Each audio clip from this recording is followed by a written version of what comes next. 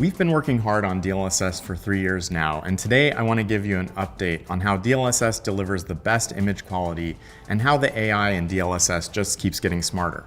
DLSS stands for Deep Learning Supersampling, and it's a technology that uses AI to render your video games faster and more beautifully.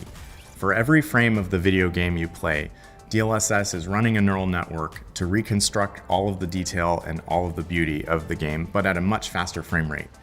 DLSS is now in over 100 games and applications, and adoption keeps accelerating. We've released integrations for the major engines like Unity and Unreal, and that makes it very easy for developers to integrate.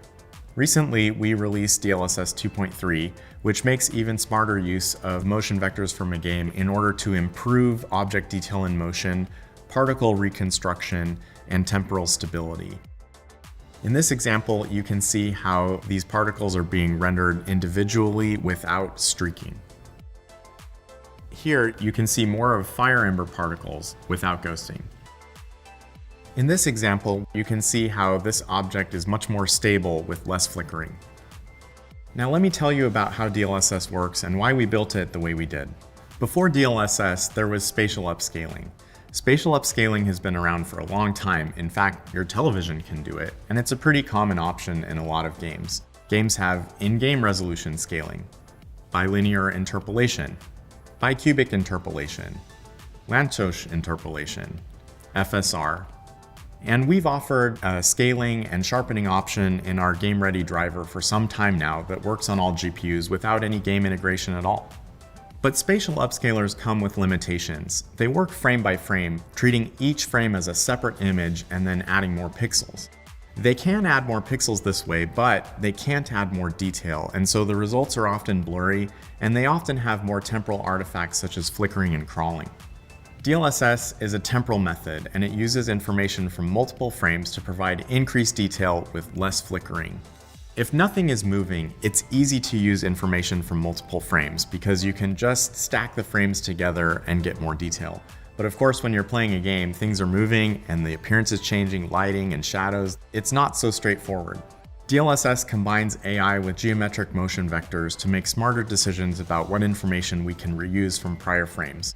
Take a look at this example from Control. On the left is the input to DLSS. It's very low resolution and aliased.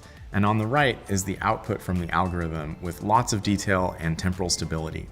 Here's an example of the power of DLSS versus spatial upscaling. This is DLSS in performance mode compared to spatial upscaling in ultra quality mode. The spatial upscaler is running at 77% of the resolution, which means that for every 1 pixel input, it's producing 1.7 pixels of output.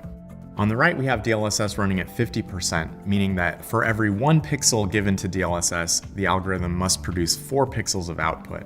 DLSS does more than twice the work and gets a better result. That's the power of AI and temporal methods.